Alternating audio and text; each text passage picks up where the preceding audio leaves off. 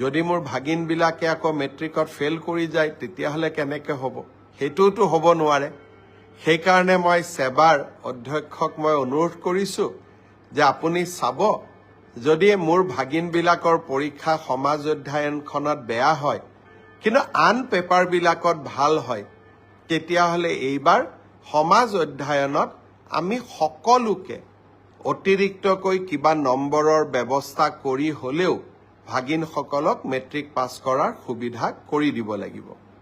তেখেতে মোৰ অনুৰোধক বিবেচনা কৰিম বুলি প্ৰতিশ্ৰুতি দিছে আৰু সেয়েহে ময়ো ভাগিনসকলক ক'ব খুজিছোঁ যে সমাজ অধ্যয়নৰ কাৰণে আমি আৰু চিন্তা কৰিব নালাগে। সকলোৱে মিলি চেষ্টা কৰিব যাতে আমাৰ পৰীক্ষাটো আমি ভবাৰ দৰে নহ'লেও আমি যাতে কিছু হ'লেও অতিৰিক্ত নম্বৰৰ সুবিধা লাভ কৰিব পাৰোঁ।